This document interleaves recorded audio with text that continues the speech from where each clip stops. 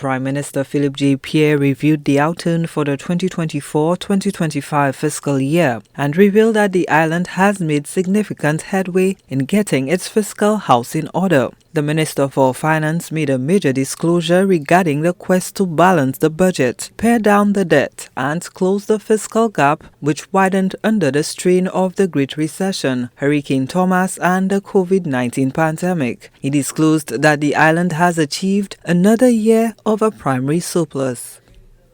Mr. Speaker, this government has been projecting a primary surplus at the end of every fiscal year for 3 consecutive years. Based on preliminary information, a primary surplus of 77 million is projected, equivalent to 1.1% of the gross domestic product. Additionally, a current surplus of 141 million is projected for the fiscal year 2024-2025. Mr. Speaker, allow me to quickly define surpluses so that members can appreciate the relevance of these figures. A current surplus is the difference between a government's revenue and current expenditures. It indicates that the government generates more revenue from its regular operations, such as taxes, fees, and other sources, than it spends on recurring or day-to-day functions, including wages, services, and operational costs.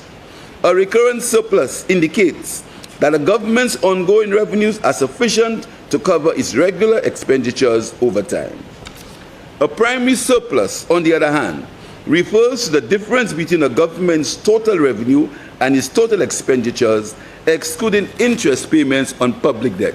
In simpler terms, if the government were like a household, a primary surplus would mean that a family earning $3,000 a month and spending $2,800 on essentials has $200 left over. Now, if that family also has a monthly debt payment of $100, their surplus would be calculated by subtracting that payment from the $200. So with $200 left over and $100 in debt payments, they would have a surplus of $100. This shows they can cover their regular expenses and make progress on paying down their debt. It is an important indicator of fiscal policy management because it shows where the government can balance its budget before considering debt servicing.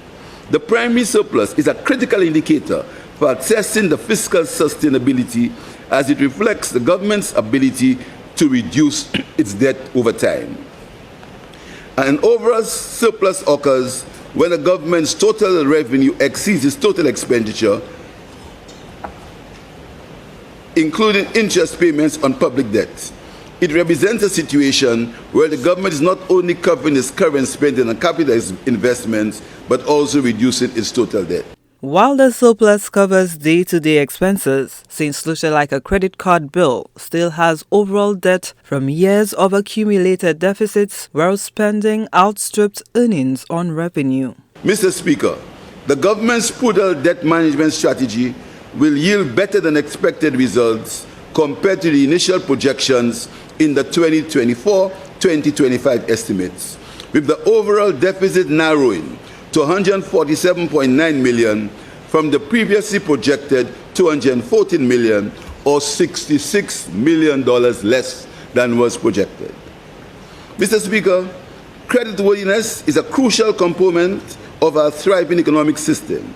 Therefore, the government, as a major economic player, must lead by example by honoring its financial obligations in a responsible and timely way. As such, Mr. Speaker, I am pleased to inform you that the government of St. Lucia has never defaulted on its debt obligation. The Prime Minister says the focus on fiscal responsibility aims to reassure citizens of St. Lucia's financial future. Gina Filippi, HTS News Force.